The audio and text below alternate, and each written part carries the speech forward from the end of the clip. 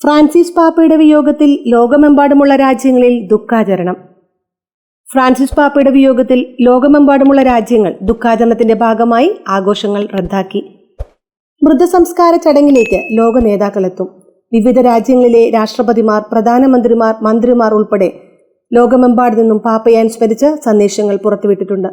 പാപ്പയോടുള്ള ആദരസൂചകമായി ഫ്രാൻസിലെ ഈഫൽ ടവറിലെ ലൈറ്റുകൾ അണച്ചു. ടവറിലെ പ്രത്യേക ലൈറ്റ് ഷോകളും ഉണ്ടായിരിക്കില്ലെന്ന് അധികൃതർ വ്യക്തമാക്കി. വൈറ്റ് ഹൌസ് ഉൾപ്പെടെ അനേകം രാജ്യങ്ങളുടെ ഭരണസിരാ കേന്ദ്രങ്ങളിൽ ദേശീയ പതാകകൾ പകുതി താഴ്ത്തിക്കെട്ടാൻ നിർദ്ദേശം നൽകിയിട്ടുണ്ട്. യൂറോപ്പിന്റെ വിവിധ ഭാഗങ്ങളിൽ അനേകം കായിക മത്സരങ്ങളും ഇന്നലെ മാറ്റിവെച്ചിരുന്നു.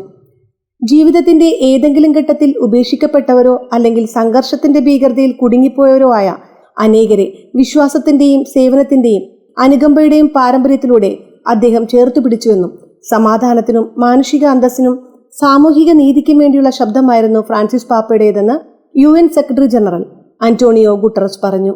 പാപ്പയുടെ ജന്മനാടായ അർജന്റീനയിൽ ഒരാഴ്ചത്തെ ദുഃഖാചരണവും സ്പെയിനിൽ 3 ദിവസത്തെ ദുഃഖാചരണവും നടത്തും.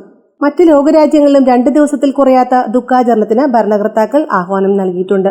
ഫ്രാൻസിസ് പാപ്പയുടെ മൃതസംസ്കാര ചടങ്ങിൽ അമേരിക്കൻ പ്രസിഡന്റ് ഡൊണാൾഡ് ട്രംപ് ഉൾപ്പെടെയുള്ളവർ പങ്കെടുക്കും.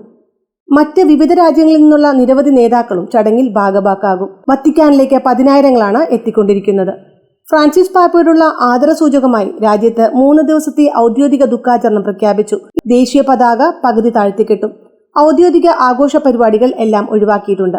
ഫ്രാൻസിസ് പാപ്പയുടെ സംസ്കാര ചടങ്ങിലേക്ക് പ്രതിനിധി സംഘത്തെയും അയക്കും. ആത്മീയ ധൈര്യത്തിന്റെ ദീപസ്തംഭമായിരുന്നു പാപ്പയെന്നും ദുരിതവും പ്രയാസവും അനുഭവിക്കുന്നവർക്ക് പ്രതീക്ഷയുടെ നാളായിരുന്നു അദ്ദേഹമെന്നും പ്രധാനമന്ത്രി മോദി കുറിച്ചു. ഇന്ത്യയോട് എന്നും മമതയോടെയാണ് അദ്ദേഹം പെരുമാറിയതെന്നും മോദി സ്മരിച്ചു. ഇന്ത്യ സന്ദർശിക്കണമെന്നത് നിരവധി തവണ ഫ്രാൻസിസ് പാപ്പ ആഗ്രഹം പ്രകടിപ്പിച്ചിരുന്നു. ആ ആഗ്രഹം ബാക്കി നിർത്തിയാണ് പാപ്പ യാത്രയായത് എന്നത് ദുഃഖകരമായ ഒരു വസ്തുതയാണെന്ന് പ്രധാനമന്ത്രി മോദി പറഞ്ഞു.